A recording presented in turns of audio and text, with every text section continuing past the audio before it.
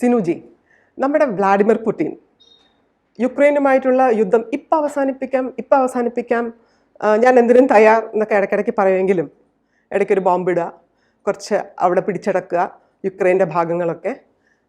അപ്പോൾ പുള്ളിയുടെ അജണ്ട എന്താണ് ഇതിന് പിന്നിൽ? ശരിക്കും റഷ്യൻ പ്രസിഡന്റ് വ്ളാഡിമിർ പുടിനെ സംബന്ധിച്ചിടത്തോളം ഉക്രൈനെ കീഴ്പ്പെടുത്തുക വലിയ ആനക്കാര്യമൊന്നുമല്ല. ലോകത്തിലെ തന്നെ ഏറ്റവും വലിയ രാജ്യം റഷ്യ. റഷ്യയെ സംബന്ധിച്ച് അവരുടെ ആയുധങ്ങളുടെ ഏതാണ്ട് 30% മാത്രമേ ഇതുവരെ ഉക്രൈന് മേലെ ഉപയോഗിച്ചിട്ടുള്ളൂ എന്ന് പറയാം. അപ്പം പുടിൻ ഇത്ര ഒരു നീക്കം നടത്തുന്നു, ട്രംപ് വന്നിട്ട് ഇടപെടുന്നു, ലോകരാജ്യങ്ങൾ ഇടപെടുന്നു, ഇതൊക്കെ ഉണ്ടെങ്കിലും യുദ്ധം അവസാനിക്കുന്നില്ല, നീണ്ടു പോകുന്നു. കുർസ്ക് ഉൾപ്പെടെയുള്ള കുറേ ഭാഗങ്ങൾ പിടിച്ചെടുക്കുന്നു, അങ്ങോട്ടും ഇങ്ങോട്ടും യുദ്ധം നടത്തും. ഇവിടെ ശരിക്കും പറഞ്ഞാൽ വ്ളാഡിമിർ പുടിൻ ഈ യുദ്ധം 2030 വരെ പതുക്കെ നീട്ടിക്കൊണ്ട് പോകണം. അയാൾക്ക് വലിയൊരു പ്ലാൻ ഉണ്ട്. ഇപ്പോൾ USSR എന്ന് പറയുന്ന സോവിയറ്റ് യൂണിയൻ അല്ലെ, പഴയ union of Soviet socialist republic, USSR പോലെയോ അല്ലെങ്കിൽ പഴയ റഷ്യൻ സാമ്രാജ്യം പോലെയോ തൻ്റെ രാജ്യത്തെ വിപുലീകരിക്കണം. ഇതാണ് വ്ളാഡിമിർ പുടിൻ്റെ സ്വപ്നം. ഈ സ്വപ്നം യാഥാർത്ഥ്യമാകണമെങ്കിൽ അമേരിക്കയും യൂറോപ്പിനെയും ഒക്കെ തകർത്തെറിയുകയും വേണം. കാരണം ഈ യൂറോപ്യൻ്റെ ഭാഗമായിട്ടുള്ള നാറ്റോ സഖ്യം, ഈ നാറ്റോ സഖ്യത്തിൽ പണ്ട് USSRന്റെ ഭാഗമായിരുന്ന പല രാജ്യങ്ങളും സ്പ്ലിറ്റ് ചെയ്ത് പോയിട്ട് അവർ അടിയോച്ച് ചേർന്നു. ഈ രാജ്യങ്ങളൊക്കെ തിരിച്ചു വരണം. എന്നിട്ട് ഇതിനെല്ലാം തന്നെ ഒരു യുണൈറ്റഡ് സ്റ്റേറ്റ്സ് എന്ന രീതിയിൽ തിരിച്ചു കൊണ്ടുവരണം. ഇത് ഇയാളുടെ സ്വപ്നമാണ്. ഈ സ്വപ്നം നടക്കണമെങ്കിൽ ഇന്ത്യ സഹായിക്കണം. അവിടെ എന്താണ് ഇന്ത്യയുടെ റോൾ എന്ന് ആലോചിച്ച് നോക്കണം. അപ്പൊ ലോകത്തിലെ തന്നെ ഏറ്റവും വലിയ രാജ്യമാണ് റഷ്യ വിസ്തൃതിയുടെ കാര്യത്തിൽ. റഷ്യയുടെ വിസ്തൃതി എന്ന് പറയുന്നത് അമേരിക്കയുടെ വിസ്തൃതിയുടെ അല്ലെ ചൈനയുടെ വിസ്തൃതിയുടെ ഏതാണ്ട് ഇരട്ടി വരും. അത്രയും വലിയൊരു രാജ്യത്തിനെ വളരെ ചെറിയ വിസ്തൃതിയുള്ള ഇന്ത്യ എങ്ങനെ സഹായിക്കും? അപ്പോൾ നമുക്ക് സിമ്പിളായിട്ട് വരാം. അത് റഷ്യയെ സംബന്ധിച്ചിടത്തോളം അവരുടെ മൊത്തം വിസ്തൃതി എന്ന് പറയുന്നത് 1,71,00,000 വരുന്ന സ്ക്വയർ കിലോമീറ്റർ, അങ്ങനെയാണ് പറയുന്നത്. ഇനി രണ്ടാമത്തെ രാജ്യം കാനഡയാണ്. കാനഡ മൊത്തം വിസ്തൃതി എന്ന് പറയുന്നത് ഏതാണ്ട് 99,84,000 ചതുരശ്ര കിലോമീറ്ററാണ്. അപ്പോൾ ഇവർ തമ്മിലുള്ള വ്യത്യാസം ഊഹിച്ച് നോക്ക്. ഇനി ഇന്ത്യയുടെ കാര്യം എടുത്താൽ ഇന്ത്യയുടേത് 32,87,000 ചതുരശ്ര കിലോമീറ്ററാണ്. ഇങ്ങനെയുള്ള രാജ്യങ്ങൾ എങ്ങനെയാണ് റഷ്യയെ സഹായിക്കുന്നത്? ഇവിടെയാണ് റഷ്യയുടെ അജണ്ട പുറത്തു വരുന്നത്. റഷ്യക്ക് യൂറോപ്യൻ രാജ്യങ്ങൾ ഉപരോധം പ്രഖ്യാപിച്ചു. അതുകൊണ്ട് ഇവർക്ക് ഓയിൽ വിൽക്കാൻ പറ്റുന്നില്ല. ട്രംപ് നമ്മുടെ അടുത്ത് പറഞ്ഞാൽ നിങ്ങൾ ഒരു കാരണവശാലും ഇവരുമായിട്ടുള്ള ഓയിൽ കച്ചവടം മുന്നോട്ട് കൊണ്ടുവരുന്നു.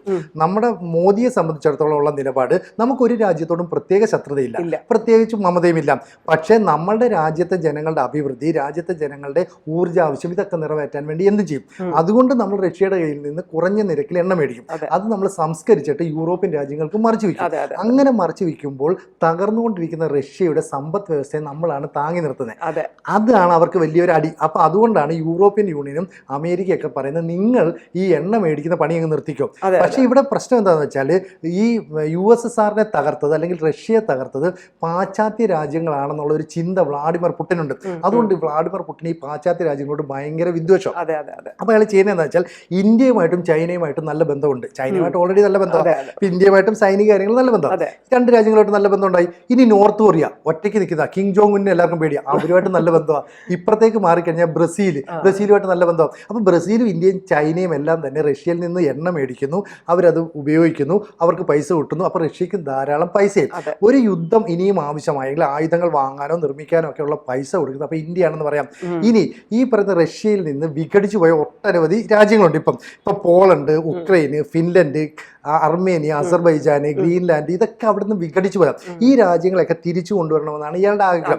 അപ്പോൾ ഇത്തരത്തിലുള്ള ആക്രമണം ആഗ്രഹം ഇയാൾ മുന്നിൽ വെക്കുമ്പോഴും ഇതിനെ ഇഷ്ടമില്ലാത്ത ചില രാജ്യങ്ങളുണ്ട്. അപ്പോൾ നാറ്റോയുമായി ചേർന്ന് ഇപ്പോൾ ഉക്രൈൻ നാറ്റോയുടെ ഭാഗമൊന്നുമല്ല, പക്ഷേ നാറ്റോയിൽ ചേരണമെന്ന് പറഞ്ഞതുകൊണ്ടാണ് റഷ്യ അവരെ ആക്രമിച്ചത്. ഉക്രൈനെ പിടിച്ച് റഷ്യയുടെ കൂടെ ചേർക്കണം. ഇതാണ് വ്ളാഡിമിർ പുടിന്റെ സ്വപ്നം. പിന്നെ USSRമായിട്ട് നിന്നപ്പം ചില സെൻട്രൽ ഏഷ്യൻ രാജ്യങ്ങളുണ്ട്. ഇപ്പോൾ ഉസ്ബെക്കിസ്ഥാൻ, കസാഖിസ്ഥാൻ, തജിക്കിസ്ഥാൻ, ആ രാജ്യങ്ങളൊക്കെ തന്നെ ഏതാണ്ട് ഒരു ശക്തിയില്ലാത്ത രാജ്യങ്ങളാണ്. ഇവർക്ക് വിധേയത്വം മുഴുവൻ റഷ്യയോടാണ്. അപ്പോൾ റഷ്യ പറഞ്ഞാൽ ഈ രാജ്യങ്ങൾ ഇവരോടൊപ്പം ചേരും. അങ്ങനെ വന്ന് ചേർന്നോട്ടെ. ഒപ്പം റഷ്യ ചെയ്യുന്നത് ആഫ്രിക്കൻ രാജ്യങ്ങളുമായിട്ട് നല്ല ബന്ധം പുലർത്തും, അറബ് രാജ്യങ്ങളുമായിട്ട് നല്ല ബന്ധം പുലർത്തും. അറബ് രാജ്യങ്ങൾ നോക്കുമ്പോൾ ഒരു മികച്ച വേൾഡ് ലീഡറാണ് പുടിൻ. ട്രംപ് എന്ന് പറഞ്ഞാൽ എപ്പോൾ വേണമെങ്കിലും നിലപാട് മാറ്റുന്ന ഒരു രാഷ്ട്രീയ സ്ഥിരതയില്ലാത്ത വ്യക്തി. അയാളുടെ ഇമേജ് കംപ്ലീറ്റ് പോയി. അതുകൊണ്ട് അറബ് രാജ്യങ്ങളെയും യൂറോപ്യൻ രാജ്യങ്ങളെ മാറ്റി നിർത്തിക്കൊണ്ട് ആഫ്രിക്കൻ രാജ്യങ്ങളെ ഒന്നിച്ചു നിർത്തും. അപ്പോൾ ഇന്ത്യ, ചൈന തുടങ്ങിയ വലിയ ശക്തികളുണ്ട്, കൂടെ നോർത്ത് കൊറിയ ഉണ്ട്. അപ്പോൾ ഇവരെ എല്ലാം കൂടെ ചേർത്ത് നിർത്തുകയും ബ്രിക്സിന്റെ മുഴുവൻ സഹായം ഉപയോഗപ്പെടുത്തുകയും ചെയ്തു. അങ്ങനെ ഉപയോഗപ്പെടുത്തിയാൽ പഴയ സോവിയറ്റ് സാമ്രാജ്യം അല്ലെങ്കിൽ ഈ പറയുന്ന റഷ്യ, USSR ഇതിനെ തിരിച്ചു പിടിക്കണം. ഇതിന് സമാനമായിട്ടുള്ള ഒരു അധികാര കൊതിയുണ്ടെന്ന് തന്നെ വേണം വെക്കാം.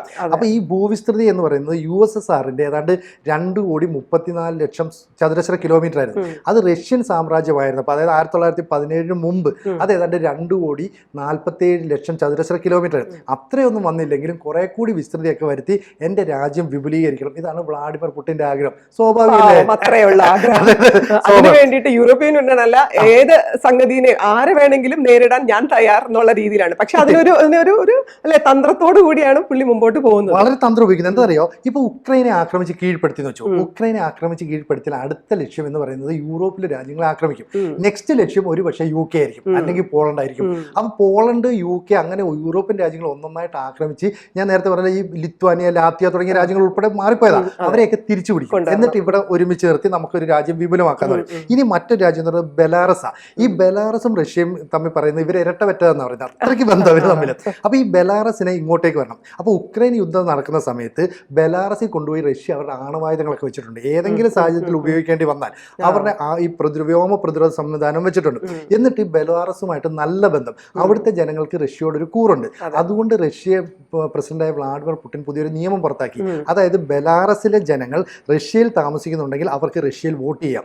അതൊരു വലിയ ഗുണമല്ലേ, വലിയൊരു പോസിറ്റീവായിട്ട് സാധനം. അങ്ങനെ അവർക്ക് വോട്ട് ചെയ്യാനുള്ള അനുമതി ഇയാൾ കൊടുത്തോടുകൂടി ഇരുവരും തമ്മിലൊരു ബന്ധം കൂടുതൽ ദൃഢമാണ്. അങ്ങനെയാണെന്ന് മാത്രമല്ല, ഈ ബെലാറസിന് റഷ്യയുടെ കൂടെ ചേരാനുള്ള താല്പര്യമുണ്ട്. ഒരു പക്ഷേ ഒരു ജനഹിതമൊക്കെ നടത്തിയാൽ ഇവർ കയറും. അങ്ങനെ എല്ലാ രാജ്യങ്ങളോടും ഒന്നിച്ച് നിന്ന് കഴിഞ്ഞാൽ പിന്നെ അമേരിക്കയ്ക്കും ഈ യൂറോപ്പിനും ഒന്നും ഒരു ശക്തി ഉണ്ടാവില്ല. അതുകൊണ്ട് യൂറോപ്യൻ രാജ്യങ്ങൾ ഇപ്പൊ ഇന്ത്യയുമായിട്ടുള്ള ബന്ധം കൂടുതൽ ശക്തമാക്കുന്നു. അതായത് നമ്മളുമായിട്ട് ട്രേഡ് വർദ്ധിപ്പിക്കുന്നു, സൈനിക ഇടപെടൽ നടത്തുന്നു. ഇപ്പം ഈ നമ്മളുമായിട്ട് ഫ്രാൻസ് ലോകത്തെ ഏറ്റവും കൂടുതൽ ആയുധങ്ങൾ കയറ്റുമതി ചെയ്യുന്ന രാജ്യമാണ്. ആ രാജ്യം ഇന്ത്യയുമായിട്ട് സൈനിക കരാറിൽ ഏർപ്പെടുന്നു. അതായത് ഇന്ത്യയിലെ പിനാക്ക ഉൾപ്പെടെയുള്ള മിസൈലൊക്കെ വേണം, റോക്കറ്റ് ലോഞ്ചിങ് സിസ്റ്റം വേണം. ഇനി UK വരുന്നു, ഇറ്റലി വരുന്നു. അപ്പൊ ഈ യൂറോപ്യൻ രാജ്യങ്ങൾ നമ്മളുമായിട്ട് ട്രേഡിൽ ബന്ധപ്പെടുന്നത് എന്തിനാണെന്ന് വെച്ചാൽ നമ്മൾ റഷ്യ അന്ധമായിട്ട് സപ്പോർട്ട് ചെയ്യുന്നുണ്ട്. പക്ഷെ നമ്മളത് ചെയ്യും. കാരണം എല്ലാ കാലത്തും റഷ്യൻ ആയുധങ്ങളും റഷ്യൻ വിമാനങ്ങളും ഒക്കെയാണ് നമുക്ക് ലഭിച്ചുകൊണ്ടിരുന്നത്. അതുകൊണ്ട് നമുക്ക് കാലാകാലങ്ങളായിട്ടുള്ള ബന്ധം ഇത് ഉപേക്ഷിക്കാൻ പറ്റില്ല. നമ്മൾ റഷ്യയായിട്ടുള്ള ബന്ധം ഉണ്ടെന്ന് പറഞ്ഞിട്ട് തന്നെ അമേരിക്കയായിട്ട് ബന്ധമുണ്ട്. ഈ ഓപ്പറേഷൻ സിന്ദൂറിന് തന്നെ അവരുടെ ഫുൾ സപ്പോർട്ട് നമുക്ക് ഉണ്ടായിരുന്നല്ലോ. തീർച്ചയായിട്ടും ഓപ്പറേഷൻ സിന്ദൂർ ആണ് ആദ്യം നമ്മളെ ഫോണിൽ വിളിച്ച് ബന്ധപ്പെട്ടതിൽ ഒരാൾ റഷ്യൻ പ്രസിഡന്റ് വ്ളാഡിമിർ പുടിനാ. മാത്രമല്ല നമ്മുടെ യുദ്ധവിമാനങ്ങളായിക്കോട്ടെ, ആയുധങ്ങളായിക്കോട്ടെ ഒക്കെ സപ്ലൈ ചെയ്യാൻ എപ്പോഴും അവർ തയ്യാറാണ്. എന്ത് പ്രശ്നം ഉണ്ടെങ്കിലും ഇന്ത്യയുടെ കൂടെ നിൽക്കാന്ന് പറഞ്ഞു. അതുകൊണ്ട് ഇന്ത്യ അവരുടെ ഈ ഓയിൽ മേടിക്കുന്നത് നിർത്തണമെന്ന് ഇപ്പൊ യൂറോപ്യൻ യൂണിയന്റെ സെക്രട്ടറി ജനറൽ ഉണ്ട് മാർക്ക് റുട്ടെ പറഞ്ഞു, ഒരു കാരണവശാലും ഇന്ത്യ റഷ്യയിൽ നിന്ന് ഇനി എണ്ണ മേടിക്കരുത്. കാരണം നിങ്ങൾ അനാവശ്യമായിട്ട് അവരെ സപ്പോർട്ട് ചെയ്താൽ നിങ്ങൾക്ക് മേലെ അമേരിക്ക ഉപരോധം ഏർപ്പെടുത്തും. നമ്മുടെ അടുത്ത് കഴിഞ്ഞ മാസം, അതായത് ഈ മാസം 7-ാം തീയതി പോലും ഉപരോധം പറഞ്ഞാൽ ഇന്നിപ്പോ 29-30 ഇതുവരെ ഉപരോധം ഇല്ല. കാരണം നമ്മളെ ഒന്നും അങ്ങനെ പേടിപ്പിക്കാൻ പറ്റില്ല. അപ്പൊ നമ്മൾ നിലപാട് വളരെ കൃത്യമായിട്ട് പറയുന്നു. നമ്മുടെ രാജ്യത്തെ ജനങ്ങൾക്ക് ഗുണകരമായ, നമ്മുടെ രാജ്യത്തെ ജനങ്ങളുടെ ഊർജ്ജാവശ്യങ്ങൾ പരിഹരിക്കാൻ വേണ്ടിയിട്ടുള്ള എന്ത് പ്രവർത്തനത്തിനും നമ്മൾ തയ്യാറാണ്. അതിന് നമ്മളെ ആരെയും ഭീഷണിപ്പെടുത്തണ്ട. നമ്മൾ എണ്ണ വാങ്ങിക്കുന്നുണ്ടെങ്കിൽ നമ്മുടെ രാജ്യത്തിന് വേണ്ടിയിട്ടാണ്, അതല്ലെങ്കിൽ നമുക്ക് പൈസ ഉണ്ടാക്കാൻ വേണ്ടിയിട്ടാണ്. ഇതിനകത്ത് അമേരിക്ക ഇടപെടേണ്ട കാര്യമില്ല, യൂറോപ്യൻ യൂണിയൻ ഇടപെടാറില്ല. ഇപ്പൊ അറബ് രാജ്യങ്ങളും ഇതുപോലെ ആഫ്രിക്കൻ രാജ്യങ്ങളും എല്ലാം തന്നെ ഇന്ത്യയുമായിട്ട് നല്ല ബന്ധമാണ്. ഈ ആഫ്രിക്കൻ രാജ്യങ്ങളെ റഷ്യ വളരെ സിമ്പിളായിട്ട് കയ്യിലെടുത്തു. കാരണം ഈ യൂറോപ്യൻ രാജ്യങ്ങൾ ആഫ്രിക്കൻ രാജ്യങ്ങളെ എപ്പോഴും ചൂഷണം ചെയ്യുക ചെയ്യുന്നത്. അത് ചൈനയും അവിടെ ചൂഷകരായിട്ട് വന്നു. അപ്പൊ ആ രാജ്യങ്ങളൊക്കെ ചിന്തിക്കുന്നത് വ്ളാഡിമിർ പുടിൻ ഒരു നല്ല നേതാവാണ്, നല്ല ഫ്രണ്ടാണ്, നമുക്ക് അയാളുമായിട്ട് കൈകോർക്കാം. അങ്ങനെയാണെങ്കിൽ അവിടേക്ക് ഇവർ പതുക്കെ ചേരും. അപ്പൊ ലോകത്തിലെ വൻ ശക്തികളായിട്ട് ചൈനയും ഇന്ത്യയും ഇപ്പൊ തലയോടൊപ്പം നിൽക്കുന്നു. ഇപ്പുറത്ത് റഷ്യയും കൂടെ കൈ കോർത്താൽ പിന്നെ അമേരിക്കയ്ക്ക് ഒന്നും ചെയ്യാൻ പറ്റില്ല. പക്ഷെ ഇപ്പം നമ്മൾ 2 ദിവസം മുന്നേ കേട്ടു സാങ്ഷൻസ് ഉണ്ടല്ലോ, റഷ്യയുടെ മേലുള്ള സാങ്ഷൻസ് ഡെഡ് ലൈൻ കൊടുത്തിട്ടുണ്ട് അഗെയിൻ. അപ്പൊ അതിന് നമ്മുടെ പുടിൻ എന്തായിരിക്കും മറുപടി ചെയ്യുക? അല്ല, പുടിനല്ല ഇത് കേൾക്കും. പുടിൻ കേട്ടിട്ട് പറയും, ശരി നിങ്ങൾ ഞങ്ങൾക്ക് ഉപരോധം ഏർപ്പെടുന്നു. ശരി, ഉപരോധം ഏർപ്പെടുത്തി. എന്ത് ചെയ്യാൻ ഉപരോധം ഏർപ്പെടുത്തി? ഇപ്പൊ ഓയിൽ വിൽക്കുന്നത് ഒന്ന് ഇയാൾ മൈൻഡ് ചെയ്യുക പോലില്ല. Vladimir Putin പുച്ഛിച്ച് തള്ളുകയാണ്. അപ്പൊ ഈ വ്ളാഡിമിർ പുടിൻ പുച്ഛിച്ച് തള്ളുന്നതുകൊണ്ട് ഉക്രൈനും പേടിയാണ്. കാരണം എന്താ വെച്ചാൽ ഇപ്പൊ ഉക്രൈനെ സഹായിക്കേണ്ട നാറ്റോ രാജ്യങ്ങൾ സഹായിക്കുന്നില്ല. കാരണം അതുമൂലം അവർക്ക് സാമ്പത്തികമായിട്ടും ആയുധങ്ങളുടെ കാര്യത്തിലൊക്കെ വലിയ നഷ്ടം ഉണ്ടാകുന്നു. ഇതൊന്നും ചെയ്യുന്നില്ല. മാത്രമല്ല അമേരിക്ക നാറ്റോയിൽ നിന്ന് അകന്നകന്ന് നിൽക്കുകയാണ്. ഈ നാറ്റോയിൽ നിന്ന് അമേരിക്കയും കൂടെ പോയാൽ പിന്നെ നാറ്റോ സഖ്യത്തിൽ നിലനിൽപ്പില്ല.